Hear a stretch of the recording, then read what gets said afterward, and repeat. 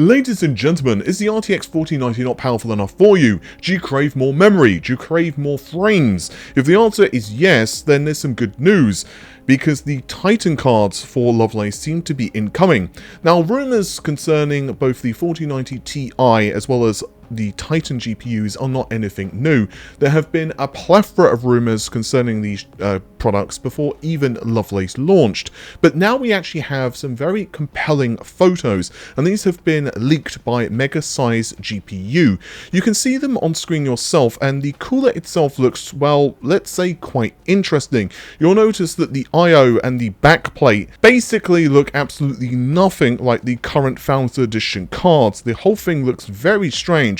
Now, whether this is an early engineering sample or not, I simply do not know.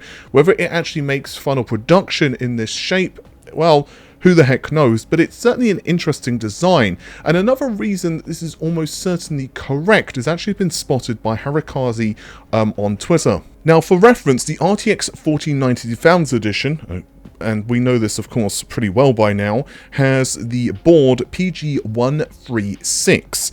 And 137 here is quite evidently clear in the photos that, again, Mega Size GPU has leaked.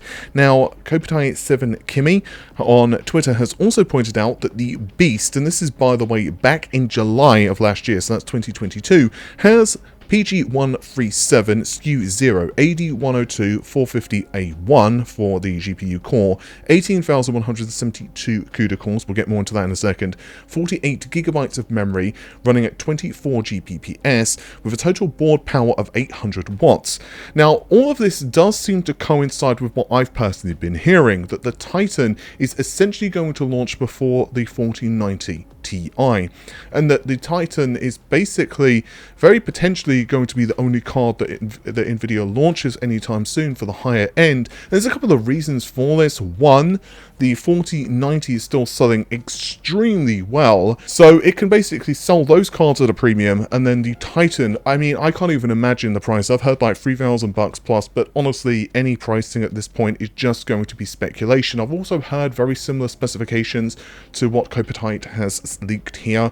Basically, we're looking at 142 SMs. I've also heard it can go up to like 2.5 gigahertz boost, but it's not solid. And honestly, when it comes to Kopitai's leaks, they have been almost certainly 100% in most instances. Now, there have been some things they've been off on, such as the power consumption of Lovelace, but it wasn't that they were actually incorrect technically, it's just that those were engineering samples, basically test boards.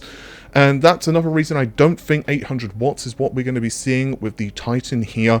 Like, you know, it's basically going to be like 600 watts, in my personal opinion.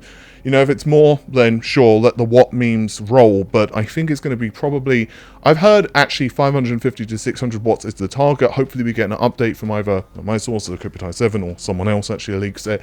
But yeah, this card is going to be really fast. I think it also has the full smattering of L2 cache, which I think is at 18 megabytes. So my brain's a bit like, I've just been doing lots of stuff all day. So I think it's like 72 megabytes for the 4090 and 80 for the full die. So someone correct me in the comments down below if I'm wrong, but I think that's it. So yeah, it should be an interesting amount of performance. For gaming, it's very difficult to know how this is exactly going to match up. It's probably, my guess, going to be around 20 to 25% faster, but let's just be really honest, guys.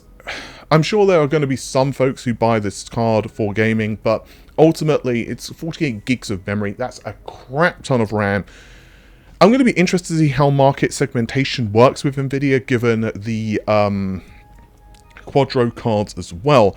Now, another reason that it's probable that this is the Titan and not the 4090 Ti is that Kopitai has essentially confirmed that these photos do seem to be real on Twitter. You can see that yourself here. It's going to be very interesting to see how Nvidia markets this, because according to everything I've been hearing, and I'm certainly not the only one saying this now, the N31 refresh is dead. I would love, now I think basically the conversation had happened internally with AMD that the refresh may happen, but I think they basically pulled the plug in terms of management, and then it just didn't get, you know, the funding to go ahead with things like, well, the actual like tape out and stuff like that. I think that they had probably done some simulations and maybe some internal let's say, some deliberation from the engineering perspective. But I think N31 is probably not going to happen. I hear that the reason behind it, well, there's multiple, but one of the big ones is that they're pushing all of the resources now onto RDNA 4 and, of course, the APUs and stuff. From a perspective of the number of cards sold, it also kind of makes sense. Like, let's just be very blunt. How many, like, 7900 XTXs are going to be sold versus, like, lower-end products? So I think, basically, the volume side of things, AMD are obviously doubling down at the moment APUs, and that's one thing that both Intel and AMD can do really well. It's going to be very interesting to see, though, what happens in terms of the market over the next couple of months. I think that we're probably going to start hearing by, like, probably endish of this year, a lot of rumors for RDNA 4 and Blackwell. So it's going to be curious. To my understanding, Battle Mage from Intel is also going to be pretty decent. It's going to be around the it's going to be around the RTX 4080 level of performance. The only issue is it's not launching until like Q1 or Q2 next year. I leaked some slides for that, of course, and I've already leaked the photos of the RTX 4070, the box and stuff. And there's been a lot of reports, of course, that Nvidia are soon going to be dropping the 4060 Ti.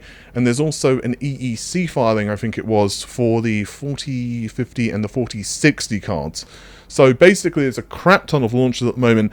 Ultimately, the only real thing that matters is the pricing. I mean, when it comes to the Titan, we know it's going to be expensive. Let's just be honest. We know it's not going to be like, you know, if it's under $2,000, I will be shocked.